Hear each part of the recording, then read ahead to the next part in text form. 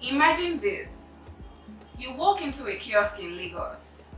The sun is blazing hot. The traffic is mad and you just want something cold. Then you ask for a bottle of Coke and the storekeeper says, "There's Coke, but it's 500 naira." Then you sigh, lament about the economy, pay, then walk away.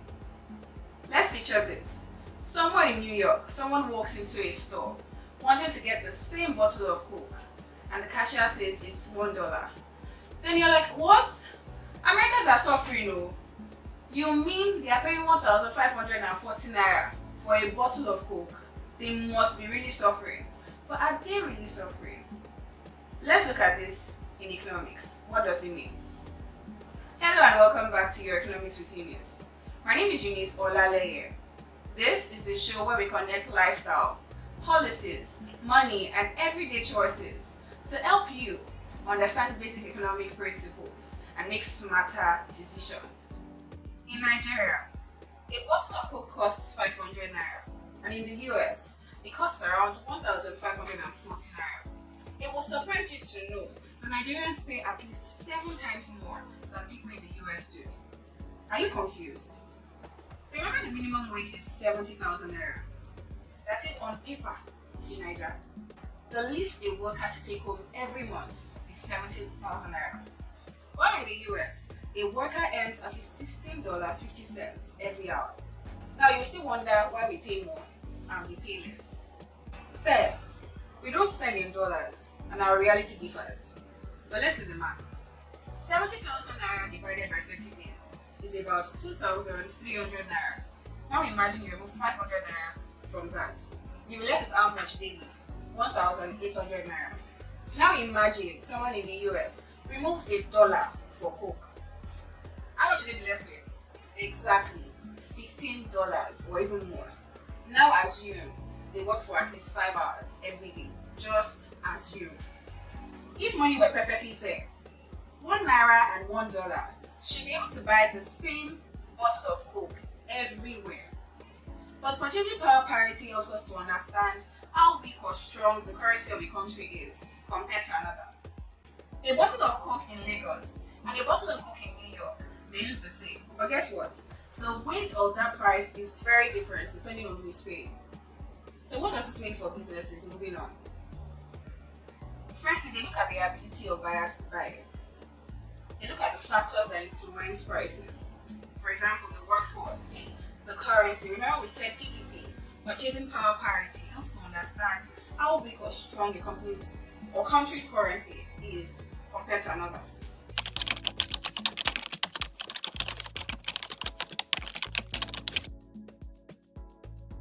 Then they also look at where they produce. Is it within the country or outside the country? You can already tell that if it's within the country in Nigeria, of course, we'll be paying at least 7 times more than people in the US pay because it's within their country and it's within our country. And remember, the currency is different. The strength of the currency or the weakness of the currency differs if we compare them with each other. Then we also have where they source their raw materials. These are things that influence the pricing for businesses. And also logistics. Is it within the country or is it importation? As you can already tell, if Nigeria had to import Coke every other day, the prices of Coke would increase. Most likely to 1,000 naira or even more, depending on the cost of importation. So these are the things that businesses factor in before they put a pricing on their products. Remember, they have to put in consideration the buyer's reality. For businesses, the lesson is not just that pricing is just math. It's about what's fair for their customers.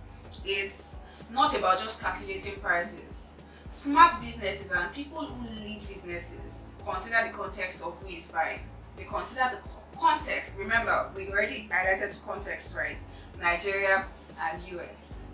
So a leader in US will consider that, okay, it's $16.50 per hour. But in Nigeria, they will consider the fact that, oh, it's 70,000 naira, at least 70,000 naira, well, on paper, that a worker takes home monthly, right? For instance, if Coca-Cola is a global company, she fixed a bottle of Coke at the price of 1,540 naira. Guess what? Many people will not buy. Imagine a Nigerian who is earning even maybe less than 2,300 naira, paying 1,540 naira for Coke. Do the math. So what does this mean for a buyer?